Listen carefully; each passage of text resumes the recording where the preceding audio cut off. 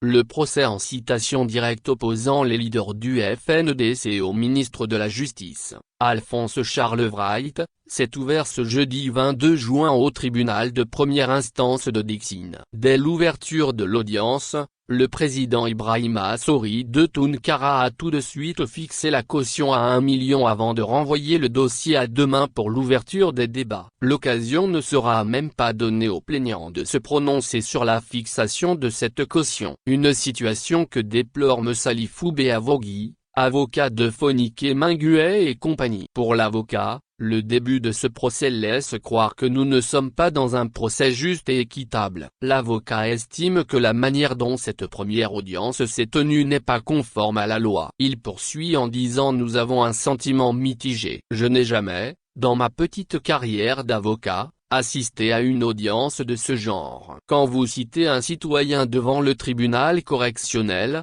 le président audiencier appelle le dossier et la première audience est consacrée à la fixation de la caution comme l'indique l'article 460 du Code de procédure pénale. Certains me contrediront quand ils verront cette interview, mais la première audience est consacrée au débat sur la fixation de la caution. Le président devait donner la parole aux plaignants, puis au procureur. C'est à la suite de ces débats que le tribunal fixe souverainement la caution. Mais le président vient dire que le tribunal fixe la caution à 1 million et renvoie le dossier au 23 juin sans donner la parole à nous qui avons actionné. Je me demande quelle va être la suite de ce procès. Dans la salle, j'ai dit au président que nous avions un mot à dire par rapport à cette caution, mais nous avons été méprisés dans la salle. Or, c'est sur notre demande que le procès a été organisé. Quand bien même la partie adverse ne s'est pas présentée, c'est son droit. L'idéal serait qu'il se présente. On devait nous donner la parole pour qu'on donne notre avis sur la caution. On ne peut pas venir avec une décision de justice,